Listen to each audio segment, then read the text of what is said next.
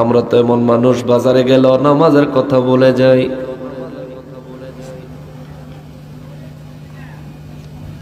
আমরা এমন মানুষ, ফেসবুক চালাইতে চালাইতে নামাজের কথা ভুলে যাই।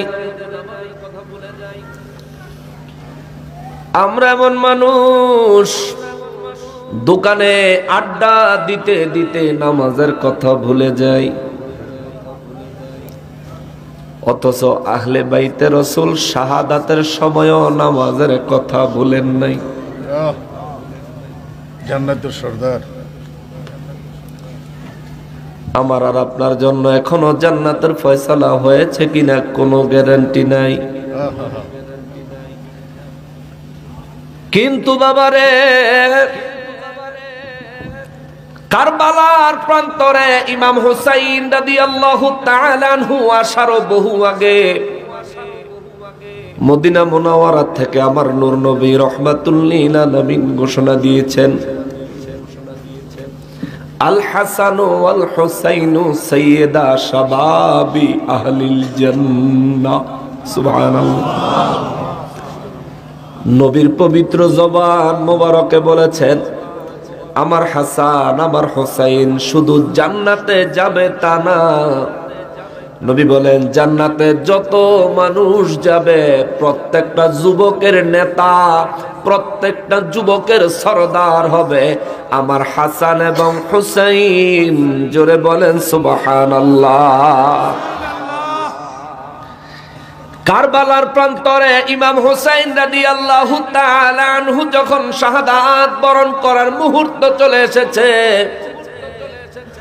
তার বহু আগেই তার জন্য জান্নাতের যুবকদের সরদারির বাজেটের ঘোষণা তার অন্তরে দয়াল নবীর জবান মোবারক থেকে চলে এসেছে। কিন্তু সে সময় তিনি চিন্তা করেন নাই, আমার এত নবী রাহমাতুল লিল আলামিন জান্নাতের যুবকদের সরদার বলে ঘোষণা দিছেন, অতএব আমি এখন শাহাদাতের সময়, এখন আমি যদি নামাজ নাও পড়ি তাও তো আল্লাহর কাছে বলতে পারবো ওই সময় আমার শাহাদাতের সময়। কিন্তু তিনি তা চিন্তা করলেন না, তিনি নামাজ আদায় করতে চাইলেন। দু জাহানের বাদশা রাহমাতুল লিল আলামিন, যিনি হজের সময় 2 ওয়াক্ত নামাজ একসাথে পড়লেন, আল্লাহ কবুল করলেন। সুবহানাল্লাহ। হজের সময় 2 ওয়াক্ত নামাজ আরাফার ময়দান থেকে মুজদালিফায় গিয়া আমার নবী রাহমাতুল লিল আলামিন মাগরিব আর এশার নামাজ একসাথে পড়লেন। আল্লাহ কবুল করলেন, আল্লাহ মানা করেন নাই। আল্লাহ পাক একবারও বলেন নাই নবী গো মাগরিবের নামাজের ওয়াক্ত তো এখন না, ওয়াক্ত তো পার হয়ে গেছে। আমার ওই দয়াল নবী রাহমাতুল লিল আলামিন যখন নামাজ পড়েছেন আল্লাহ তখনই কবুল করেছেন। কিন্তু আমার ওই নবী যখন ইন্তেকালের মুহূর্ত কাছে আসছে, আমার নবী যখন চরম অসুস্থ, নবী আমার নিজে নিজে হাঁটতেও পারেন না, 2 জন সাহাবীর কাঁধে ভর করে করে আমার নবী মসজিদে নববী শরীফের মধ্যে গিয়েছেন। আবু বকর সিদ্দিক রাদিয়াল্লাহু তাআলা আনহু নামাজের ইমামতিতে, নবী এসেছেন, কোনো সাউন্ড নাই, কোনো শব্দ নাই, নবী আগমন করেছেন। আবু বকর সিদ্দিক রাদিয়াল্লাহু তাআলা আনহু কেমনে যেন বুঝতে পেরেছেন, কিবলার দিক থুইয়া নামাজের নিয়ত বাঁধা অবস্থায় আমার নবীর দিকে ঘুইরা দাঁড়ায় রয়েছে।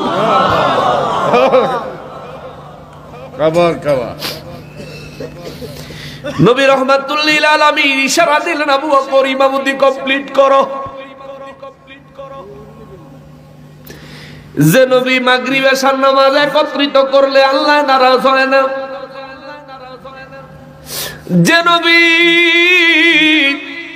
নামাজের ভিতরে কিবলা পরিবর্তন করলে আল্লাহ নারাজ হয় না, ওই নবী রাহমাতুল লিল আলামিন আল্লাহর বন্ধু অসুস্থ, ইচ্ছা করলে নামাজ ছাড়া ঘুমায়া থাকতে পারতেন, ইচ্ছা করলে নামাজ ছাড়া নবীজি হুজরা মোবারকে আরাম করতে পারতেন। কিন্তু আমার নবী আরাম করেন নাই, নবী নামাজে গেছেন। আরো একদিন নবী যাওয়ার জন্য অন্তরে বড় আক্ষেপ, শরীরে কুলায় না, দেহ মোবারকে কুলায় না।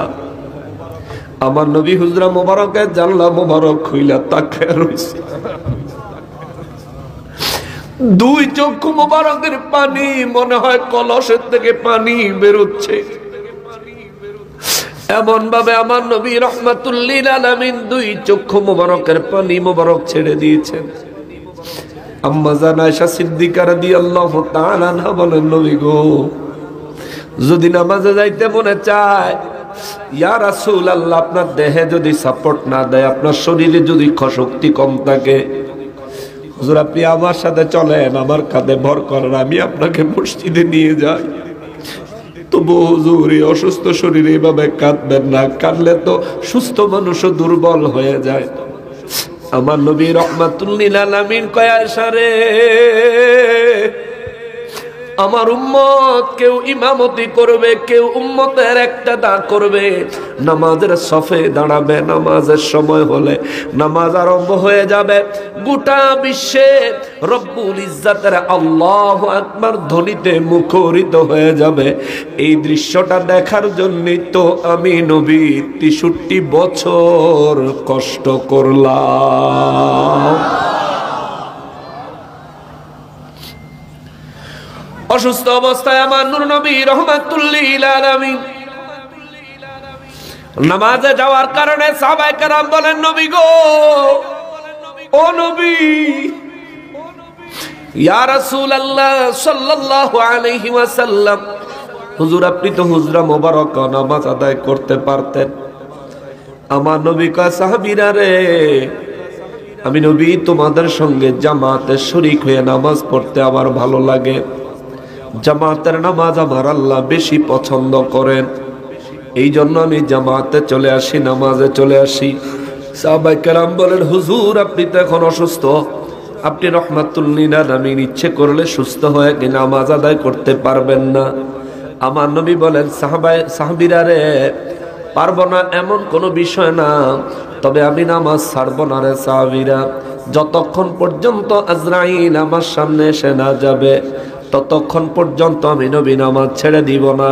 সাহাবায়ে কেরাম বলেন, হুজুর নামাজের ব্যাপারে এত গুরুত্ব আপনি কেন দিচ্ছেন? আমার নবী বলেন, কারণ হলো আউয়ালু মা ইউহাসাবু বিহিল আবদু ইয়াউমাল কিয়ামাতিস সালাহ, যেদিন হাসরের ময়দান কায়েম হয়ে যাবে, মানুষগুলারে যেদিন তার নিজ নিজ কবর থেকে বের করা হবে, মানুষগুলা যখন হাসরের ময়দানে কেউ রৌদ্রের তাপে মাটির জমিন তামায় রূপান্তর হয়ে সূর্যের তাপের কারণে উত্তপ্ত গরম হয়ে যাবে, এই গরম তাপের মধ্য দিয়ে কেউ হাসরের ময়দানে যাবে, কেউ আবার কারো পায়ের টাকনু পর্যন্ত ঘামের মধ্য দিয়ে হাসরের ময়দানে যাবে, কেউ হাঁটু পর্যন্ত ঘামের মধ্য দিয়ে হাসরের ময়দানে যাবে, কেউ কোমর পর্যন্ত, কেউ বুক পর্যন্ত, কেউ হাবুডুবু খাইতে খাইতে হাসরের ময়দানে যাবে।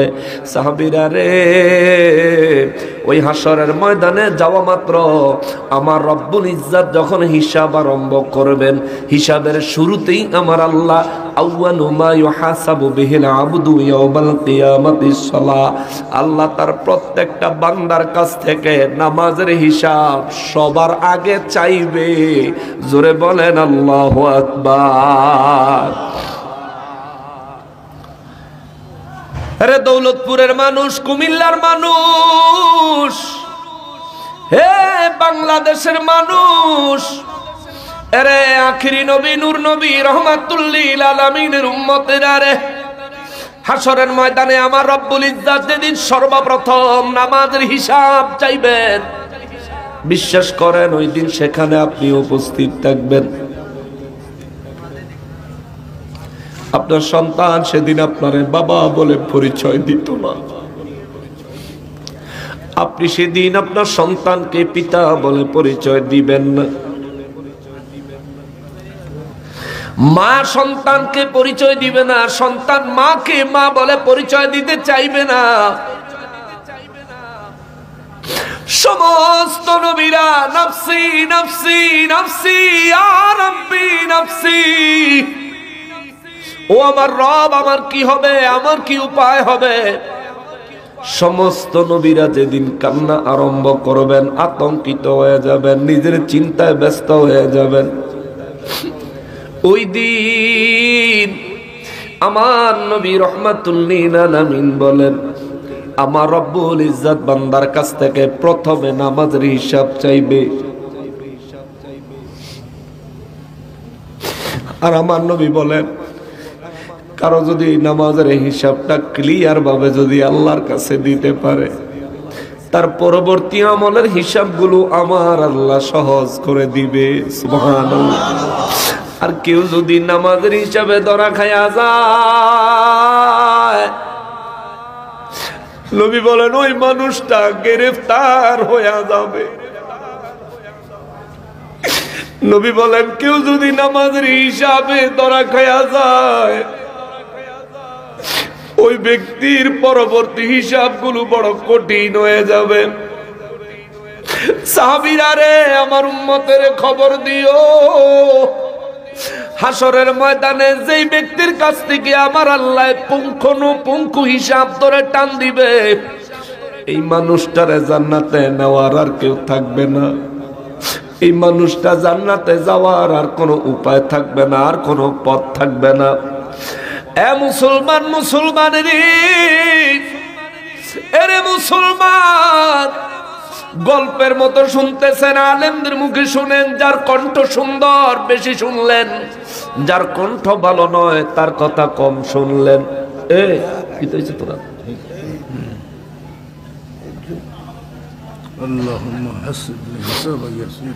অথচ বাবারে, ওই হাসরের ময়দানে আপনাকে দাঁড়াতেই হবে। একজনও ফাঁকি দেওয়ার কোনো সুযোগ নাই। আমার নামাজের হিসাব আমার রব আমার কাছ থেকে নিবে। আমি ধরা খায়া যাব, ভয় করি আল্লাহ আমাকে ক্ষমা করেন। আপনার নামাজের হিসাব আপনার কাছ থেকে নিবে। একটা বার চিন্তা করেন, আমার ভাই, আমার বাবা রে, এটা চিরন্তন একটা সত্য, চরম একটা সত্য। এর উপর আমরা ঈমানদার, এর উপর আমরা ঈমানদার। আমরা বলি আমরা বড় ঈমানদার, কিন্তু হাসরের চিন্তা আমাদের অন্তরে একেবারে নাই বললেই চলে। যদি হাসরের চিন্তা থাকতো, শীত আমারে নামাজ থেকে আটকায়া রাখতে পারতো না। যদি হাসরের চিন্তা থাকতো, ফেসবুক আমার এই নামাজ থেকে ফিরাইয়া রাখতে পারতো না। যদি হাসরের চিন্তা থাকতো, চায়ের দোকানের আড্ডায় আমার নামাজের জামাত মিস করে দিতে পারতো না। যদি হাসরের চিন্তা থাকতো, দুনিয়ার ভোগ বিলাস রং তামাশার জন্য মিথ্যা বলা, কারো উপর জোর জুলুম করা, ক্ষমতা পাইলেই ক্ষমতার অপব্যবহার করার মতো কুচরিত্র প্রদর্শন আমার ভিতর থেকে হইতো না। কথা বলেন ঠিক কিনা? আরে বাবা, হাসরের কথা একটু অন্তরে আনেন, হাসরের কথা একটু অন্তরে আনেন।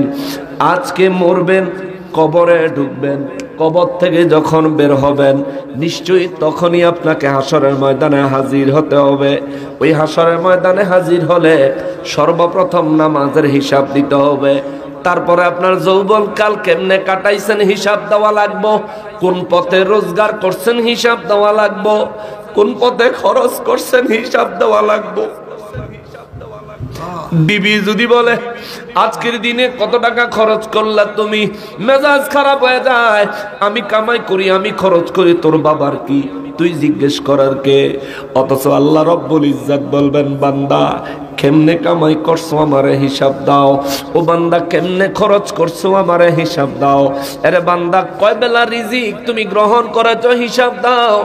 আর কয় ওয়াক্ত নামাজ তুমি পড়েছো হিসাব দাও।